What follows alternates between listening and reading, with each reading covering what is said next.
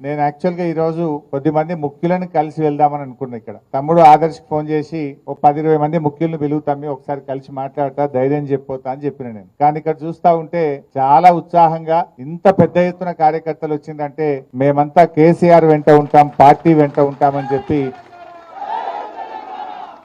ఇంత పెద్ద ఎత్తున వచ్చినటువంటి పార్టీ నాయకులందరికీ నేను శిరస్సు వంచి నమస్కారం తెలియజేస్తా ఉన్నా. అంటే ఒకటే విషయం ఇవాళ మనం అందరం కూడా ఆలోచించాలి. 2001లో కేసీఆర్ గారు తెలంగాణ ఉద్యమాన్ని ప్రారంభించినప్పుడు కూడా పిడికడి మందితోనే ప్రారంభమైంది. ఆ రోజు చాలా మంది ఇది వస్తుందా తెలంగాణ అనుకున్నారు. కానీ కేసీఆర్ గారు పోరాటం చేసి 14 ఏళ్లు శ్రమించి తెలంగాణ రాష్ట్రాన్ని సాధించారు. ఆ ప్రక్రియలో కూడా ఇలాంటి కుట్రలు జరిగినాయి. రాజశేఖర రెడ్డి గారు గతంలో ముఖ్యమంత్రిగా ఉన్నప్పుడు ఇదే విధంగా మన ఎమ్మెల్యేలను చాలా మందిని తీసుకున్నారు. 12 మంది ఎమ్మెల్యేలను తీసుకున్నారు. ఇంకా అయిపోయింది బీఆర్ఎస్ పార్టీ అనుకున్నారు. ఎమ్మెల్యేలు పోయినంత మాత్రాన బీఆర్ఎస్ పార్టీ పని అయిపోలేదు.